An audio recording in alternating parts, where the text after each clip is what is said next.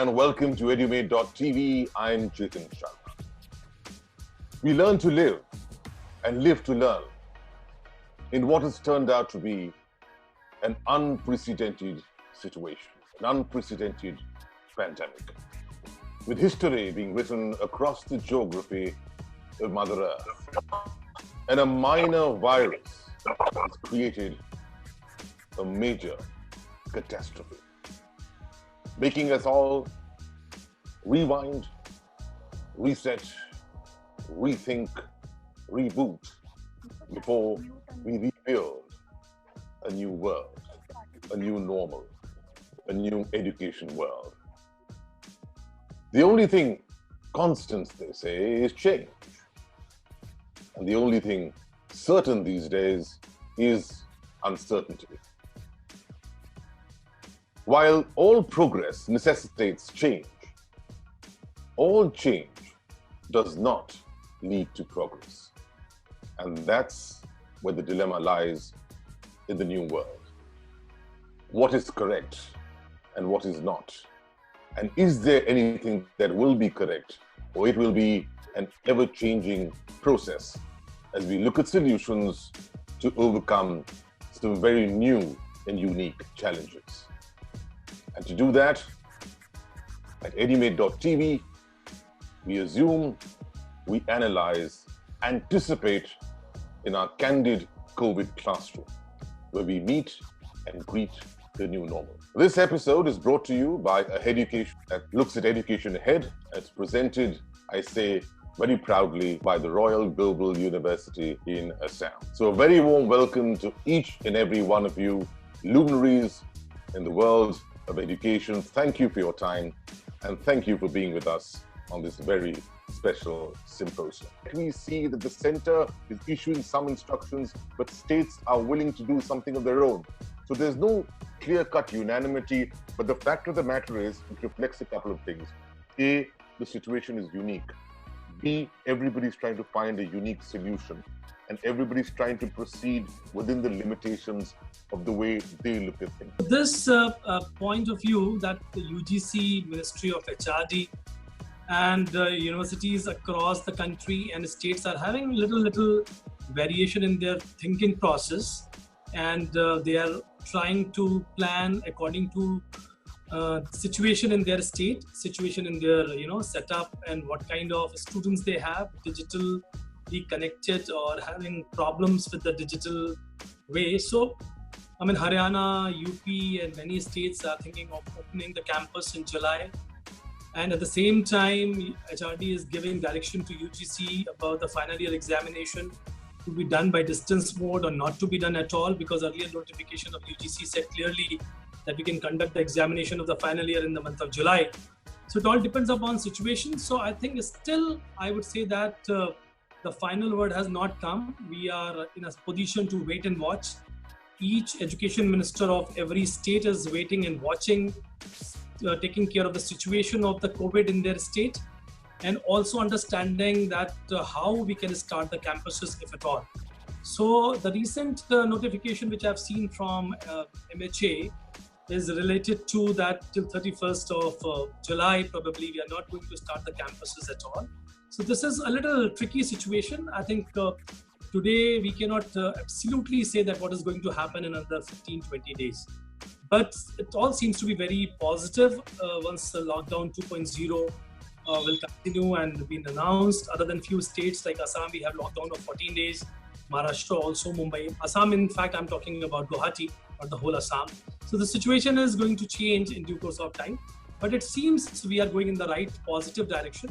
And I'm expecting that universities and schools will reopen in the month of August. It is almost now 6 months. And we have not been as yet able to crystallize a solution for the education sector. Education being such an important sector, not only for our country alone, for the entire world. And if pandemic is affecting us health-wise and economy-wise today, and for the near future, but then education, if you stop it now, it will be impacting upon us for many, many years to come. This is the negative part of it. And I feel that as academics, we should have already been geared up to come up with an alternative. And it seems there is no alternative as yet, 6 months on. So we have to think about new pedagogy. It is not about the technology. Technology will be there. We have technology, online technology, but this technology platform requires different brand of pedagogy. Otherwise, it will be not that engagement with the students, engagement with the pupils will be not effective, and it will be not foolproof effective at all. We have to go for digital, no doubt about it. But please remember, we cannot idealize it as well. Sure. My concern is that COVID has created a lot of devastation, but it has also given a lot of opportunity to us to experiment with. Educational opportunity gap between the rich and poor have been widened, but research says, one of the article I read from University of Hyderabad, only 1/3 of students are attending online teaching. This is not a good situation. There is no harm in online teaching, but the way we organize online teaching needs to be improved. Technology should not control us. In fact, technology should be a value addition to our teaching. Our teaching needs to be more effective. We should know who are there, our target group who are there, and how do they learn. That we should know. Professor Sharma, your reflection on some of the headlines. I know you've been very articulate and very verbose, particularly on the examination system and perhaps its loss of credibility and face. What immediately comes to my mind is that we should have preempted this. Look at different states, they are all speaking different language. And this was expected. For a large country like India, you cannot have a centralized decision-making body deciding for the whole country. And I appreciate Professor S.P. Singh. We should have left what S.P. Singh wants to do with his university instead of, I shouldn't be saying that. I'm surprised that Professor Singh says we are waiting for the instructions to come. The Vice Chancellor is head of the institution. The Chief Operating Officer, he or she should know how he or she would run the institution. So we made a mistake by taking central decisions from Delhi for all states. Just as we have made a mistake of closing down all the schools across the country, which was not required. In certain areas, you don't have COVID problem, let children come to school. Similarly, for examination and teaching learning process in colleges as well as universities, we should not have taken one single decision for the whole country. And very well said, Chetan, we are not realizing one thing. What % of the national population is affected by COVID today? As an academic, I am concerned about the health of people, the physical health, but I am more concerned about the academic and the mental health of my children. 40 crore children are in academic institution. You are mismanaging students. They are all getting ill. 2021, you will realize we were managing health of people and the country. We mismanaged the mental and the academic health of my children. 5-year-old, 6-year-old, 7-year-old have been put before laptops for 8 hours. Why am I raising these issues? One, we mismanaged distance education. We should have made it robust the way we had done through the Distance Education Council of India. If we had progressed with the Distance Education Council, which was shut down in about 2006-07, that was a wrong decision. We would have got a robust distance education. And second is, let the autonomy of institution, and I will like to refer to all, we have a tendency in India to forget the past. Read the Kanti Biswas Committee report of the Central Advisory Board on Education on autonomy of institutions.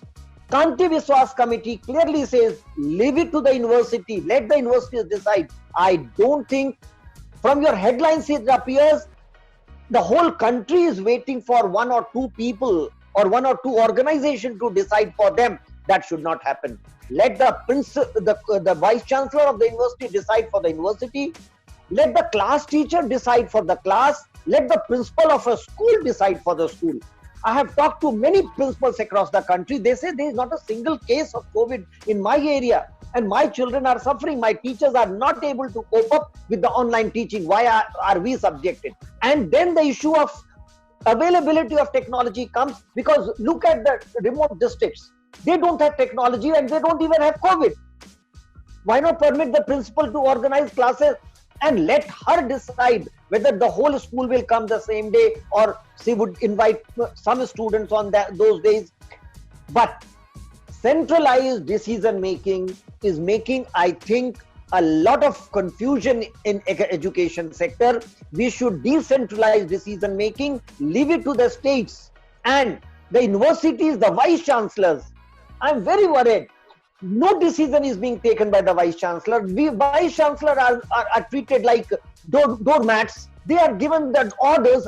That should not happen. That is damaging the institutions and also damaging the health of academic and students. Well, thank you very much for highlighting those points. I know you work very closely with the government, and I'm sure you're putting it forth to them that it's about time that we allow and we need to invoke independency in the overall structure of working and allow professionals like Professor S.P. Singh and various other vice chancellors who have been on our shows to function the way they have to, because they know best what needs to be done. I think that level of independency is very, very important. So thank you for highlighting that. And of course, we at EduMate TV believe that in a democratic environment, it's very important for all voices to be heard. And a repository of all these voices, whether it's parents, students, teachers, academicians, educationists, edupreneurs, vice principals, principals, and of course, vice chancellors, all voices will all be congregated in a white paper, which I will be submitting to the government at the end of September, which will highlight the challenges and take a peek at the possible solutions. Well, the challenges are being faced not just by the universities, they're being faced by even a greater intensity by the schools. And for that, we invite some very special principals with us. Let's hear from each and every one of these principals who've taken their time out to come and highlight the challenges that each of them are facing. Let's start with Mrs. Anubar Goyal, Principal of the Royal Global School. Thank you for joining us, Anubar ma'am. Please talk us through your challenges. Thank you so much, Mr. Sharma and EduMate TV for having me here this evening. At the school level, frankly speaking, I think what is of utmost importance is Jaan hai to jahan hai. With this COVID-19 pandemic, I don't think I as a principal would want to take the chance of calling the children or the teachers to school till we are sure there is a vaccine. We have come across a lot of challenges, and it's not only for our school, but for society at large. And I feel as far as school children are concerned, whether it's with the haves or have-nots, a year of missing academics within the classroom has not much significance. Because we do believe a lot of learning also happens beyond the classrooms. Today, our children are 24/7 with their parents. For those who don't have the facility of doing online classes, are also going through something and they're learning to survive. And this in its own is the best and the most important learning. We are always most concerned about academics and the IQ of children. But I feel as a school principal, what is of utmost importance is the EQ of the children, and to ensure that at this level, right from the pre-nursery to the middle school to the senior school, every child has qualities of resilience, tolerance, patience. And these are what need to be given more importance then how to really learn addition, subtraction. And if they do that, I think we achieve so much more. We do believe that change is constant. Change is the only thing that's constant. And to be able to adapt to change is the biggest learning that we could have given to our children. Again, I think through this pandemic, our children have learned that more than anything else, they've put a stop to the maddening rush to do more, achieve more, earn more, and to satiate our own self-centered wants. And this is a big learning. Well, thank you for that piece on EQ. I think it's so important when principals start looking at EQ over IQ, you will have a holistic education. Let me just add another Q to that, the AQ factor, which is the adaptability quotient factor, which I think, builds about a cusp between the two. Because when you are hit with pandemics, the adaptation, the flexibility to adapt is very critical. Thank you for those comments, Madam Anubar. Mrs. Mandira Chanda, what are your concerns that you face on the ground on a regular basis? Oh, well, thank you, Mr. Chetan. What has been affecting me so much is that, see, in the blink of an eye, the entire world has changed. The gates of the school has closed down, but actually the teaching is going on. And these are I will call them the academic warriors who is making that possible, making the heartbeat of the education going on. Certain teachers who were not used to ITC, they are now suddenly having to take up online classes, and now the principals, administrators are trying to train them up, and they're doing their bit. They're doing all that they can. And the biggest concern is like Anubar had said, what I feel is that the physical, mental, as well as the emotional state of mind of the children. Because when they are at home for like almost 6 months, they are at home, and when they come back to school, and how well they would adapt to the situation again, because I don't believe that we are going to go back to that normal school situation again, because online teaching is now here to stay. And of course, if I want to say something to the government, I will say, make this internet facility available in all nooks and corners of our country. Because now that the school is closed, many teachers have gone home. And of course, please give some credit to the teachers who are suddenly, from the blue, the paradigm shift that has taken place, shifting from the regular classes to the online classes. So they need, just like the applauses we give to the doctors and the others, these warriors also need some praises, appreciation. Thank you. Absolutely, by all means. It definitely needs a lot of praise, and so do you principals. Madam, thank you for highlighting the very sinister digital divide which concerns all of us. This country's been divided on various accounts in the past. We certainly cannot afford another divide, and particularly on the education front. And the digital scenario does threaten that. But I can assure you a lot of work has been going on in the government, state governments, as well as the private sector and the central government in trying to bridge this gap.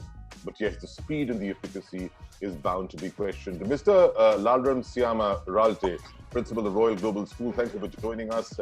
You have taken the initiative of starting your own school, and that is quite a tell.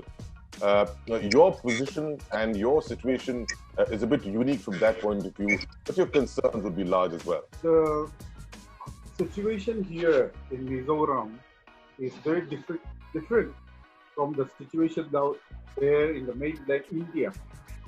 So all of us, the Indian education has been ambushed now, we have seen. We are not prepared at all, nothing. So comparing to the cities like yours, the cities, the states, especially the Northeast, even the Assam, they are in a proper way, I think. But others, we lack this kind of thing. We have been introducing lately the online studies, but that also was not much appreciated by the government.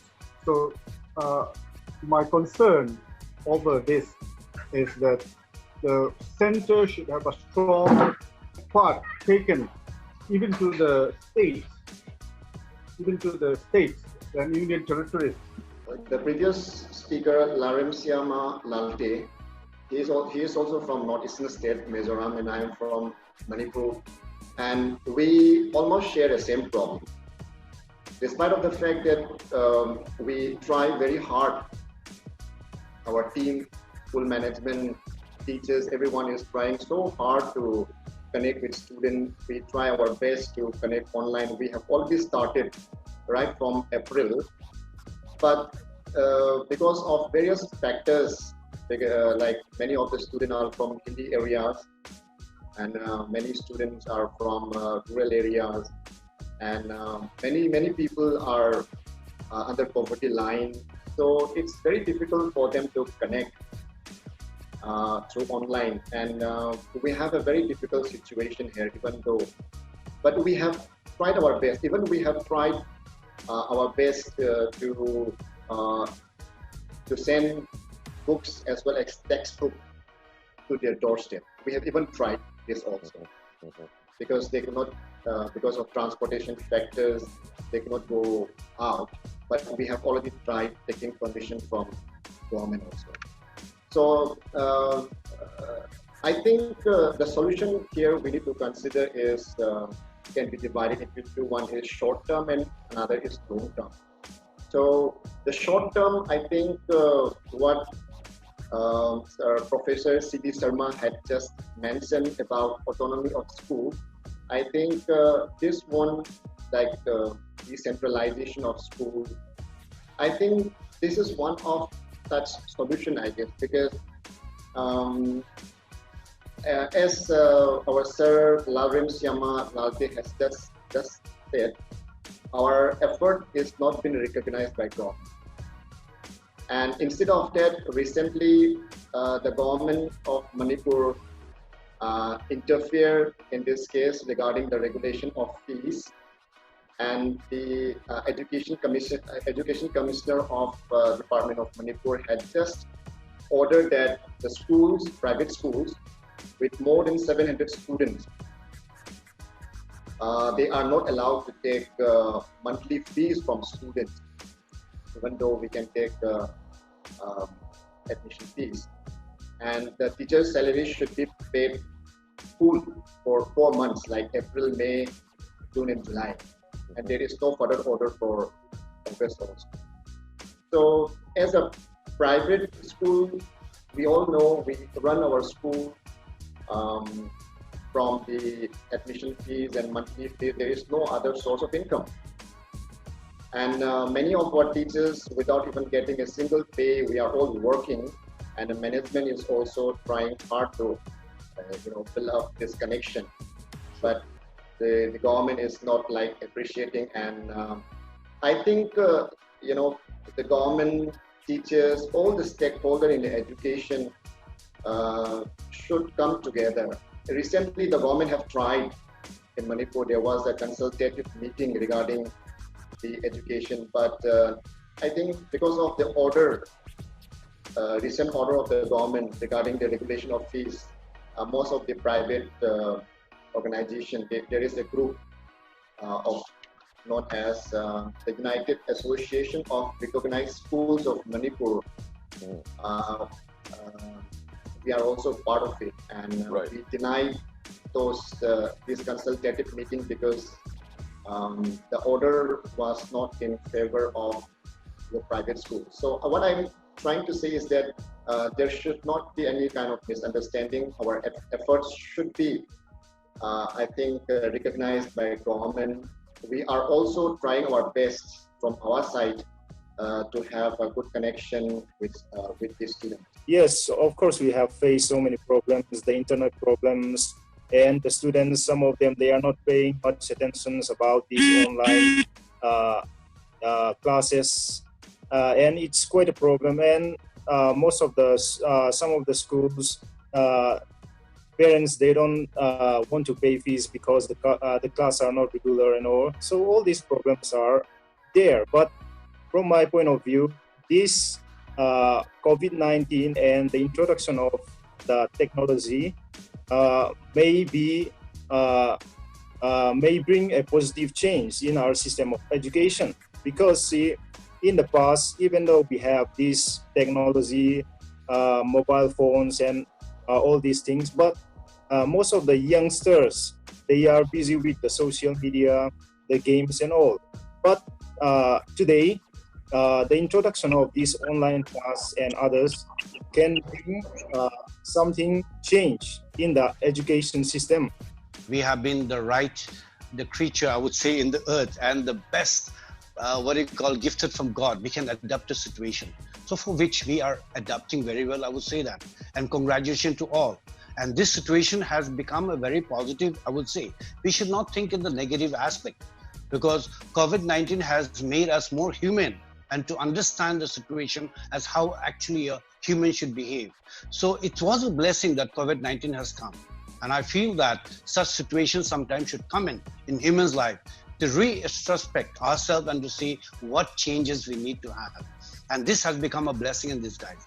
India has, from the north to south, east as we are, from a different background, from culturally, language, geographically, or in climatic condition, many. We cannot use the same yardstick all over, because we have all mentioned, all have raised their issues about the internet connectivity and so on. And there are many more, I would say that. And preferably, I would say that in our context in Nagaland, we have about 16 major tribes. Every tribe speaks different language. Everybody has a different concern. And every people are living in a different geographical location and having different kind of a problem in their own. So we cannot club everybody together.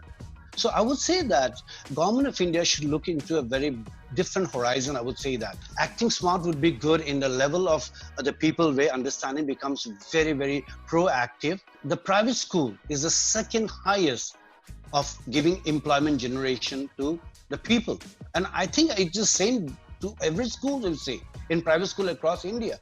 See, private schools are doing actually the spade work. They are doing actually the entire lifting of the entire human race to a better level. So I would say very directly say that we need to give equitable distribution of funds to all the districts, to all the states. When you look at education, I would say that bookish knowledge is not everything. India was known, I would say, for education.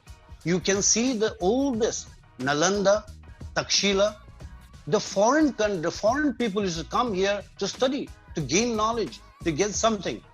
Most enlightenment was got in India. Well, thank you for your views, and I think thank you for paying credence to the candid COVID classroom part. COVID-19 has created a great problem, not to India only, but to the entire world. It's affecting the education system of India. But we should not accuse the Vice Chancellors or Education Department of the government for this situation. We should not be a problem, we should not be a part of the problem, but we should be a solution to the problem. How to solve this problem? The students are sitting in their home, so online class is not the solution, because particularly in Assam, the whole Assam is now affected by flood system. Most of the students do not have their electrical connections. Poor students do not have their electrical connections in their home, and some students do not have their smartphone. So online classes is not the solution to this situation. I also spoke to the Education Minister of Manipur in a convention that we'd held in New Delhi some time back. Let's take a look at what he had to say. And what is it that's required to make our education system more skewed towards employability? Many engineers who are employed, they are not employable. That means there is something wrong with our education system. So, education has to be, the magic word is relevance. What you teach them, what they learn has to be relevant at that particular point of time. How much do you think, you of course, you're a young minister yourself and you interact with the youth all the time. Where do you feel that their pain points are at this time? We are still following the British system of education. Up to some extent it is right, but completely it may not be correct, because many of our young minds, our people are working in Houston, in NASA. Many are employed in other countries. So if we were to produce, our system is just to produce clerks, they would have not been working there. So that may not be completely correct, but change is the only permanent thing. So India is not behind. We are also, moving very far, very fast. I have a dream. You see, people, students, they go from the village to the city for studies. From the cities, they go to abroad. They go abroad for studies. Do you see anybody coming from abroad to study in the city, or anybody from the city to the village? No. Why? So my dream is I would like to bring people from city for studies to the rural area in the village. That is my dream. There you are. Some interesting thoughts from the government. It's not always the way we look at it. There is a level of at least thought in the innovative way, and thought gives word to action. We need to respect that as well. Such a beautiful part of India. And we often obviously talk about it being somewhat lesser developed, but it's also lesser discovered. Perhaps this is an opportunity, for you to actually encourage people from outside Nagaland to be a part of the Nagaland education system. Chetanji, I think what you have just pointed out is one of the very evident points where Nagaland and, Purvattar, that is the northeastern parts of the northeast, are still very undiscovered. Today, if we look at states like Meghalaya, they have become a hub of education. And even Nagaland, with its pristine environment and with its climatic beauty of the, vibrant human resource and also tech-savvy young people, I think we can be a tool in the days to come to go use digital mediums of education system, not only for Nagaland, but also for the rest of the country and for many other viable places where education can be reached through the digital medium. We often talk about the value of education, right? Why does a person get educated? Of course, sure enough that he wants to be more aware, wants a better understanding of life. But at the end of it all, if education does not lead to employment, in a situation like this where, India's unemployment at a 45-year high, and of course, post-COVID is bound to get worse, employability itself is a very important part of our education system. Do you believe that? Employability has always been a huge problem. Due to this pandemic, there is a different spectrum of a different challenge now. So in schools and colleges, it has become very important to introduce vocational studies. Especially in higher education, employability, I believe that the people of our country, including the Naga young men and women, are very resource rich, especially in human resource. So we, the Naga youth, men and women, are looking forward to be part of this great skill India, entrepreneur India, and provide not only for our country, but for the rest of the world also in the little way that we can. Now, you've heard a cross-section of voices. You've heard the concerns, very genuine concerns of our dear principals. You've heard some assurances coming from the government. You've heard the voice being raised to empower people like you at the helm of universities, to be more powerful and to have more control and a greater say in the education system, a greater independency in the education system of this country. You've heard it all. Now, I know as an individual, Dr. Singh, you have been a great propagator of innovation. And I know that you have advocated a lot of that at the Royal Global University. Talk us through the solutions that you have introduced so that will inspire our principals as well. We have full faith in the government of India, government of Assam, or maybe all those seniors जो हमारे अग्रज हैं, उन पे हमें पूरा भरोसा है. This is a difficult time. COVID time is a difficult time. And whatever directions we are following, we are not following as a vice chancellor. We are following as a human being also, keeping in mind the safety and security of the nation, number one, safety and security of our teachers and students, and all the guidelines, whatever comes from Ministry of HRD, from UGC, from AICT, they are in the terms of guideline. I can say and assure each and every participant, and especially to all the panelists, that we vice chancellors are absolutely free to decide. There is nobody who can impose anything on us. It is a guideline matter, and we are dealing the way we want to deal the situation. I don't know about the government vice chancellors. My chancellor, maybe he's present also in this webinar. My chancellor, as a vice chancellor, and I know at least 500 vice chancellors of the private sector. I can say they are very, very proud to be a vice chancellor, and they are taking decisions based upon their prudence. And rest of the things, whichever is coming from the government, we are taking it as a precaution. It's a guideline, but we are working for the betterment of the student. People might say anything about the vice chancellor. That is their psyche, that is their mindset. They can use any word for them, but I have full faith in my profession and my office. And I'm very sure about it. In the last 6 years, I've seen the importance and courage the vice chancellor can have and decide about the future of the university and future of the children. So this is one point. I'm taking the thread from that, but I have full faith in my minister. I have full faith in my government, and whatever directions or whatever guidelines will come, we'll see a blended form of it. Depending upon my university, my state, my situation, will decide, and that will be independent decision. That is number one. Number two, as far as innovation is concerned, I'm on a positive side. I always remain on a positive side till the time this COVID will go, or maybe it will take time. I pray to the God that we all should remain positive to the best possible way.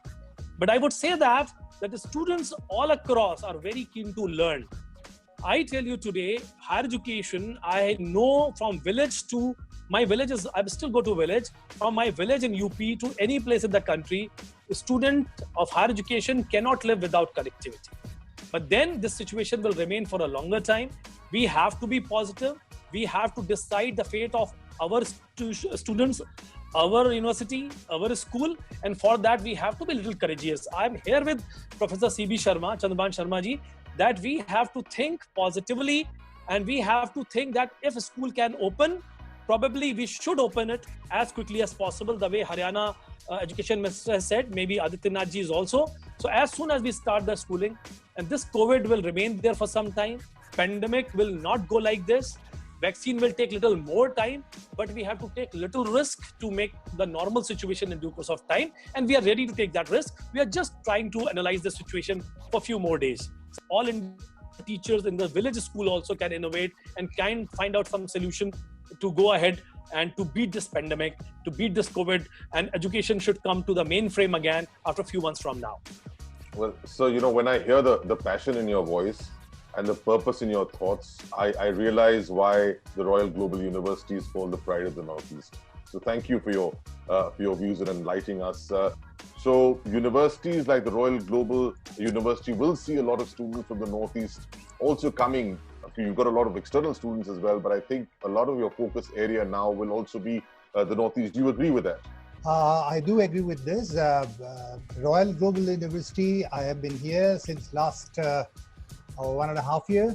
And what I notice is this is a melting pot of all cultures of the entire Northeast. You get people from Nagaland, you get people from Manipur, Arunachal Pradesh, even we get students from Bhutan and Sikkim. So no doubt about it that the Royal Global University has become a point of attraction, an institution of choice for the students of this region. Coming to the very quickly, if I may be allowed to speak about the whatever this deliberation discourse that we have had this evening.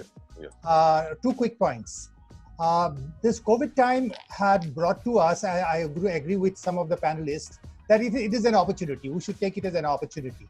Now, opportunity for innovation and opportunity to introspect.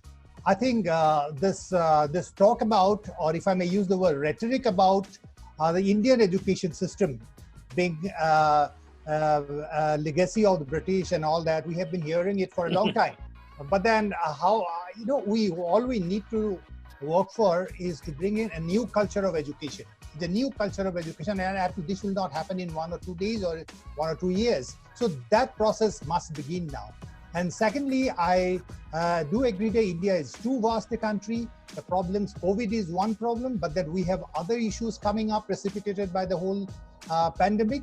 And this requires very unique solutions. It's a unique problem, but we need unique solutions. We cannot have a common solution or one common prescription. You cannot put it on a single grid and have a solution. Also, my second most important point is, while online digital mode is there and will probably stay, but then, as I would repeat, this is not the most ideal platform for education, because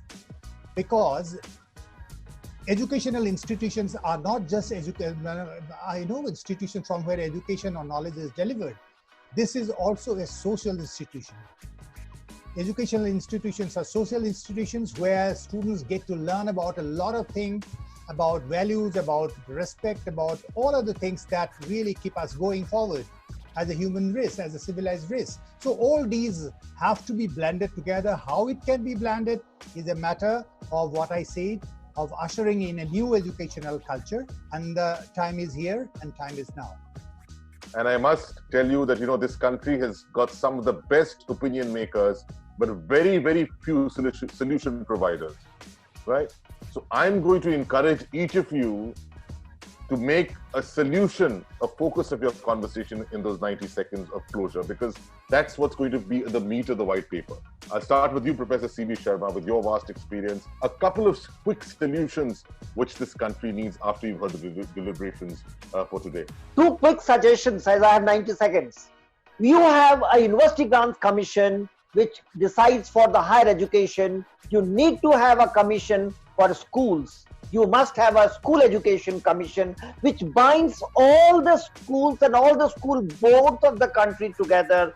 You have different boards which have their own norms and standards. You don't have a national norms and standards. You must have that. So I would say that for innovation, today is the time. Today is the time when principals should have been allowed to decide on the school, their processes, and we would have come with many new formats if our principals were innovative and they would have been given that freedom. But to bind all this, my one strong recommendation would be, and so many principals are there should be a school education commission which binds all the school boards of the country together. We have one standards, one norms for the nation instead of different school boards of different states. Your assessment should be stress-free. Particularly, this could be possible if we can give autonomy to our teachers. Because what I have learned from psychology, that like learning, assessment is also an enjoyable process. But in reality, assessment is a very stressful process, very painful process for children. And what I learned, assessment is a continuous process. But in reality, assessment is it takes place after your learning. And learning shuts down during assessment. In fact, learning and assessment should go simultaneously. Learning and assessment should be integrated. This has also been the guiding principle of one of the guiding principle of NCF 2005. Sure. So my concern is this could be possible if we could give what Professor Sharma told. If we could give autonomy to our teachers. I personally feel that we are neglecting the lower classes, pre-primary, primary, middle school level. So we should have access to digital resources also for these classes. But now in this COVID situation, I feel that has become very important that we should reintroduce CCE, that is continuous and comprehensive evaluation, so that in future, even if the students are not being able to sit for regular exams, they can be assessed by their continuous, their continuous efforts, their continuous whatever they have presented throughout the year.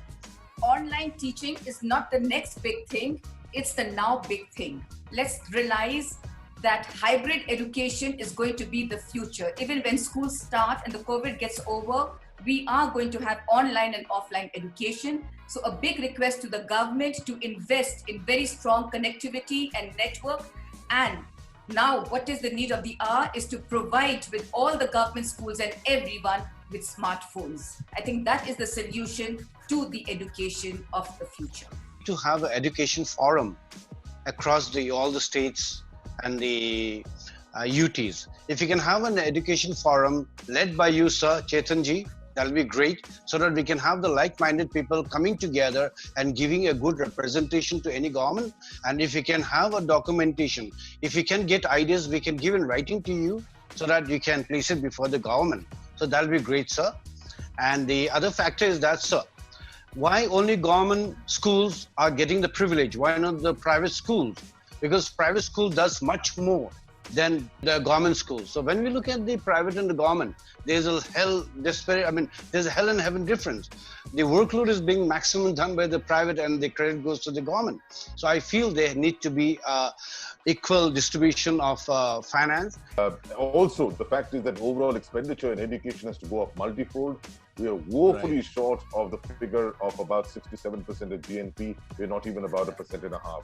So we've got to enhance our education budget by at least 4 times. Yes. Perhaps that's one of the solutions. There need to be, I think, a mental revolution. That is the complete change of mind at this point, because this was introduced by F.W. Taylor. He was the principal of, he is known as the principal of scientific management thinker. He introduced this. So the mental revolution is needed for all the stakeholders. The central government should make a online independent department in each state, so that each state have the access with this online studies from rural to urban areas. Perhaps there's also a thought for the PPP model, the private-public participation model. Maybe that can take us forward. If government funding comes, but it's utilized with the integrity, innovation of the professionals in the private space, maybe you have a good solution coming out of there as well. I often say that the PPP model also brings about the other 3 PPPs, that is being pragmatic, being positive, and being progressive. Well, the big C has hit us, the big C called COVID. The only response can come from 3 C's. That's by being collective, creative, and corrective. And of course, final note, while I thank each and every one of you for your wonderful opinion, which will be a part of the white paper I submit to the government, don't forget that to educate better, you've got to edumate better.